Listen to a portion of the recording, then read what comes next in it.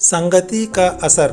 एक बार एक राजा शिकार के उद्देश्य से अपने काफिले के साथ किसी जंगल से गुजर रहा था। दूर दूर तक शिकार नजर नहीं आ रहा था।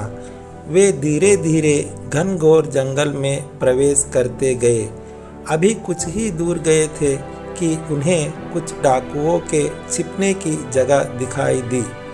जैसे ही वे उसके पास पहुँचे कि पास के पेड़ पर बैठा तोता बोल पड़ा, पकड़ो पकड़ो, एक राजा आ रहा है।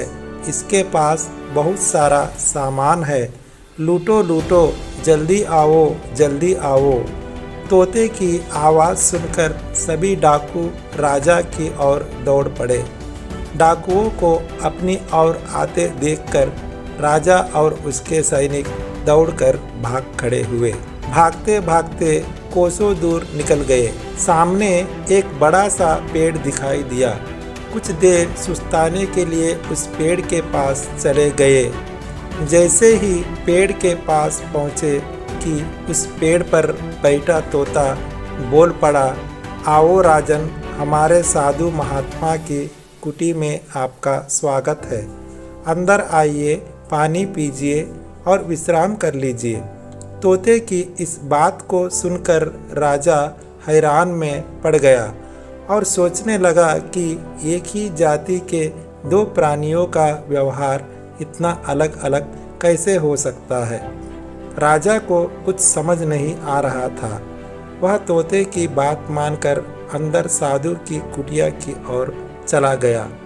याता घटात्मा को कर उनके समीप बैठ गया और अपनी सारी कहानी सुनाई और फिर धीरे से पूछा, ऋषिवर, इन दोनों तोतों के व्यवहार में आखिर इतना अंतर क्यों है?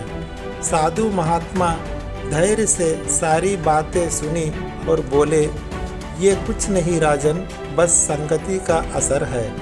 डाकुओं के साथ रहकर तोता भी डाकुओं की तरह व्यवहार करने लगा है और उनकी ही भाषा बोलने लगा है। अर्थात जो जिस वातावरण में रहता है वह वैसा ही बन जाता है। कहने का तात्पर्य यह है कि मूर्ख भी विद्वानों के साथ रहकर विद्वान बन जाता है और अगर विद्वान भी मूर्खों के संगत में रहता है तो उसके अंदर भी मूर्खता आ जाती है।